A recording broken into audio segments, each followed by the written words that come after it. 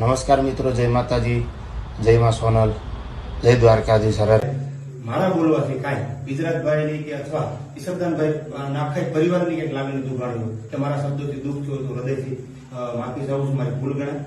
અરે યાર, બિજરાજદાન ગઢવી અને દેવાયત ખડ વચ્ચે 3-4 દિવસથી વિવાદ ચાલી રહ્યો છે અને એની અંદર હવે શું થયું હતું ને એ બધી જ માહિતી હું તમને એકથી આપવાનો છું. તો તમે પણ આ વિડીયો પૂરેપૂરો જોઈજો.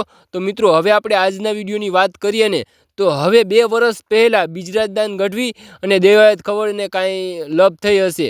એના કુટુંબને કાંઈ એવું લાગતું કંઈક બોલ્યા હશે દેવાયત ખવડ, અને એના કારણે દેવાયત ખવડે માફી પણ માંગી લીધી હતી ને ત્યારબાદ હવે પ્રોગ્રામ થયો હતો ને તેની હવે અંદર બિજરાજદાન ગઢવીએ કંઈક બોલ્યા હશે કે આવું ને તેવું ને એવું બધું જે બોલ્યા હોય એ તો અત્યારે વિડીયો સોશિયલ મીડિયાની અંદર ચાલી રહ્યા છે.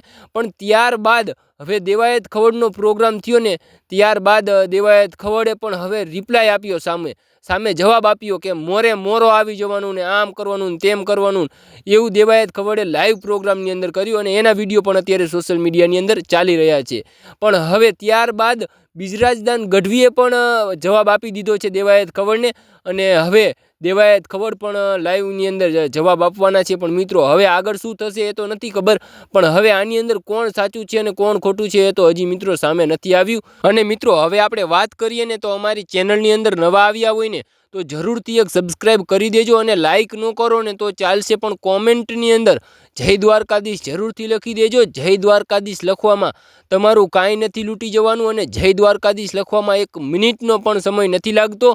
તો કોમેન્ટની અંદર જય દ્વારકાધીશ જરૂરથી લખી દેજો. અને હવે મિત્રો, આપણે વાત કરીએ ને તો હવે આની અંદર કોણ સાચું છે અને કોણ ખોટું છે ને એ તમારે કોમેન્ટની અંદર જણાવવાનું છે. અને હવે મિત્રો, આપણે જે 2 વર્ષ પહેલાંનો જે વિડીયો છે જે સમાધાન થઈ ગયું હતું ને એ વિડીયો અત્યારે સોશિયલ મીડિયાની અંદર ચાલી રહ્યો છે. પણ મિત્રો, એ વિડીયો તમે ન જોયો હોય તો મિત્રો આપણે આ વિડીયોની અંદર બતાવી.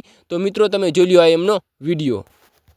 સોનભાઈમાં હમણાં જે તાજેતરમાં ઘટના થઈ બિજરાજભાઈ અને મારો જે વિડીયો સોશિયલ મીડિયા ઉપર જે ફરે એમાં બિજરાજભાઈ જે કંઈ બોલ્યા હું કંઈ બોલ્યો એક હૃદયથી મરડાના પાદરમાં સોનભાઈના સાનિધ્યમાં ઉભો હતો.